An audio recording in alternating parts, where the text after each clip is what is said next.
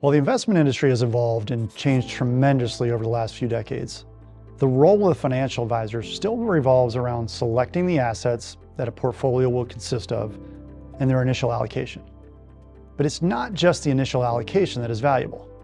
The ongoing portfolio management, and specifically rebalancing, is important and the source of the first value add that we want to examine. Most discussions around the benefits of systemic rebalancing focus on controlling the level of risk in a portfolio.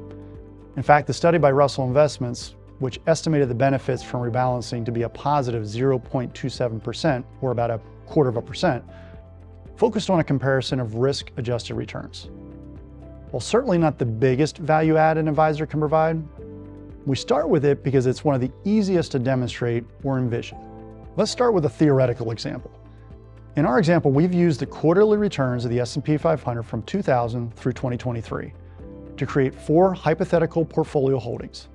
Asset A is the actual returns for the S&P 500, while assets B, C, and D use the same quarterly data, but it's just been randomly reordered. Assets A, B, C, and D, therefore, all have the same annualized long-term return and volatility, but the pattern or path of those returns is now different for each. The goal of our exercise was to look at what an equally weighted portfolio of the 4 assets would produce if they were rebalanced systematically, in this case, every 3 months.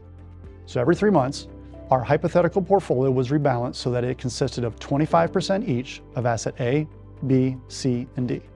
As the table and graph show, the equally weighted portfolio, the thick black line in the graph, had both a higher annualized return and was nearly half as volatile as the underlying portfolio components.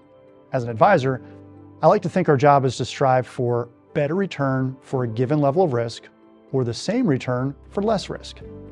This example, while hypothetical, shows how it may be possible to do both simply through some basic portfolio rebalancing. Let's look at another example, perhaps one that is a little more real world and akin to how we manage portfolios. Similar to our prior example, we'll use the S&P 500 as our starting point and quarterly return data from 2000 through 2023. Rather than equally weighting our 3 holdings, we'll keep 80% of our example portfolio in the S&P 500 index and split the other 20% between 2 strategies that we typically own and consider equity-like: U.S. corporate high yield and trend-following managed futures, a type of alternative strategy that we favor. We then rebalance that mix every quarter back to the original allocation. The differences are smaller, but I'd argue that this does an even better job of showing the power of rebalancing. In this example, our diversified portfolio, rebalanced quarterly, would have generated a better return with less volatility than the S&P 500, despite the fact that we only reallocated 20% of the portfolio, and that we'd added 2 strategies that actually underperformed the S&P 500. Actively rebalancing may not seem terribly exciting, but that's probably why most investors left on their own don't do it. As I said in the intro video for this series, working with a financial advisor isn't about making money versus not making money. It's about not leaving money on the table.